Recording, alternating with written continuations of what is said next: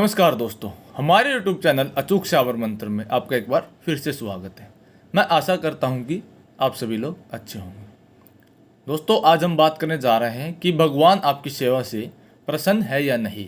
तो आप इन कुछ संकेतों से जान सकते हैं कि आप जिस देवी देवता की पूजा कर रहे हैं वो आपसे प्रसन्न है या नहीं। क्योंकि अंधाधुंध भक्ति करने से कोई फ़ायदा नहीं है जब तक कि आपके भाव, आपकी भक्ति जो है वो देवता के पास नहीं पहुंच रही है। तो दोस्तों, आप वीडियो के साथ अंत तक बने रहे और अगर आपको यह जानकारी अच्छी लगे तो आप चैनल को सब्सक्राइब करें, वीडियो को लाइक व शेयर करें और अगर आपका कोई सवाल है तो आप हमें नीचे कमेंट बॉक्स में पूछ सकते हैं।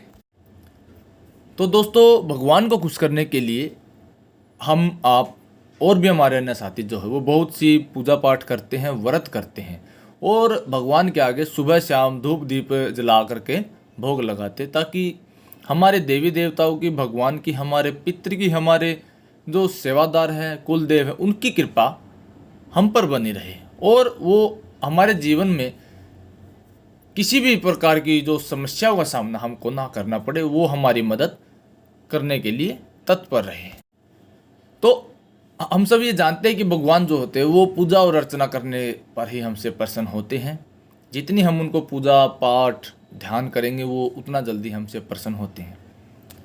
लेकिन हम बहुत से लोग ये भी नहीं जानते कि जब वो हमसे प्रसन्न होते हैं तो वो हमको जो है वो कुछ संकेत भी देते हैं जिससे हमको ये पता लगता है कि हाँ, भगवान की या हमारे देवी देवता की, हमारे इष्ट की हमारे ऊपर एक विशेष कृपा है। तो आज हम जानते हैं उन्हीं बातों के बारे में या उन्हीं संकेतों के बारे में कि वो देवी देवता हमको क्या संकेत देते हैं।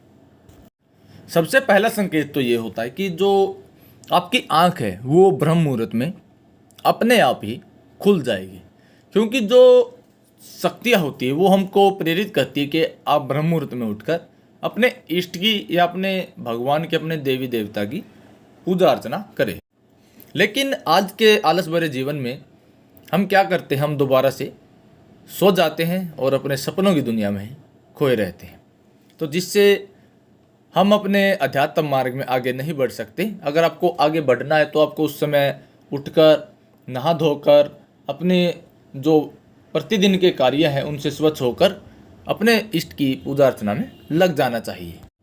अगला संकेत आपको ये मिलेगा कि अगर आपको रात में नींद के दौरान बार बार सपने आते हैं, सपनों में आपको मंदिर दिखते हैं या फिर आपको कोई धार्मिक जगह दिखती है जहाँ पर आप कभी गए भी नहीं हो, तो भगवान की मूर्तियाँ दिखे या फोटो दिखाई दे, तो इसका मतलब होता है कि आप पर भगवान की कृपा बनी हुई है, हमारे देवी देवता की कृपा पर बनी हुई है। कई बार आपको ऐसा भी लगता होगा कि आप किसी स्थान पर जाते हैं लेकिन आप वहाँ पर पहले कभी नहीं गए थे, तो आपको ऐसा लगेगा कि आप वहाँ पर, आपको स्वप्न के माध्यम से आप उस जगह पर पहले ही जा चुके हैं, ऐसा आपको प्रतीत होगा और ये सत्य भी होता है।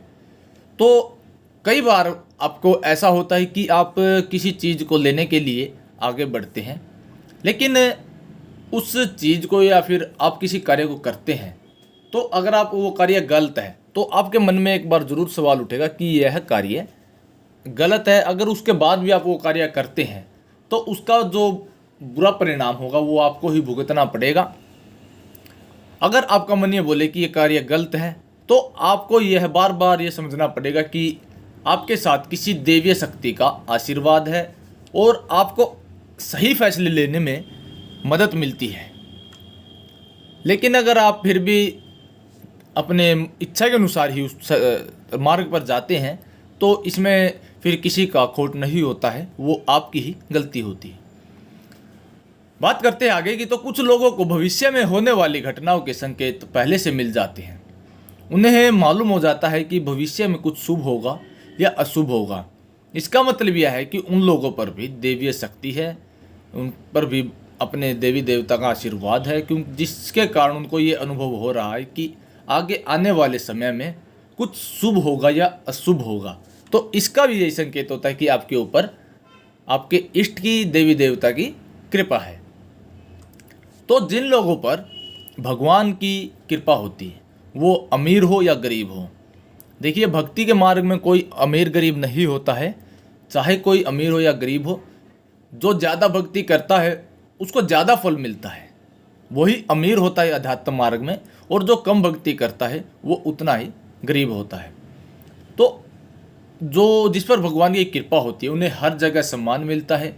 अगर किसी को कम मेहनत करने पर भी सफलता हासिल होती है तो आपको यह जानना चाहिए कि भगवान की कृपा ही यह निशानी है। आप पर भगवान की कृपा बनी हुई है, भगवान उन्हें हर परेशानी से बचा लेते हैं। देखिए, ये एक अदृश्य रूप से सिर्फ ये अनुभव होते हैं, ऐसा नहीं है कि कोई भी देवी देवता आपके समक्ष आकर आपको ये बोलेगा कि मैं आपके साथ हूँ, आप डरो मत, मैं आपकी हर प्रकार से मदद करूँगा। लेकिन जो होशियार होते हैं, समझदार होते हैं, और जिन्होंने अध्यात्म मार्ग में अपना कुछ योगदान किया है, वो इन निशानियों को पहचान जाते हैं कि हाँ, ये हमारे देवी देवताओं के सकारात्मक संकेत है। तो बात करते हैं आगे। जिन लोगों से भगवान खुश होते हैं वो हर परिस्थिति में खुश रहते हैं। उनके जीवन में भले ही कितने दुख क्यों ना हो, वो हमेशा ही खुश रहते हैं। कभी कभी हम देखते हैं कि कुछ लोग ऐसे होते हैं कि उनके साथ चाहे कुछ भी हो जाए, अच्छा हो या फिर कितना ही बुरा हो, वो हमेशा ही खुश रहते हैं। उनके चेहरे पर एक अलग ही मुस्कुराहट रहती है। तो वो होती है क्योंकि वो अंदर से खुश है, ना कि लोग दिखावा वो खुश रहते हैं। तो ये भी एक इसी चीज़ की निशानी है कि हमारे ऊपर देवीय शक्ति का प्रभाव है, हमारे ऊपर हमारे देवता खुश हैं और उन्हें कभी भी किसी भी परेशानी से डर नहीं लगता। वो हर मुसीबत को आसानी से पार कर लेते हैं। आप भी किसी भी मुसीबत को आसानी से पार कर सकते हैं अगर आपकी अपने इष्ट में, अपने देवी देवता में आपकी दृढ़ विश्वास है, आपको उनके ऊपर पूर्ण विश्वास है कि वो आपको हर एक मुसीबत से छुटा लेंगे। आपने वो गीत भी सुना होगा कि ये मत कहो खुदा से कि मेरी मुश्किलें बड़ी है, अपनी मुश्किलों से ये कहो कि मेरे खुदा बड़े हैं, मेरे भगवान बड़े हैं।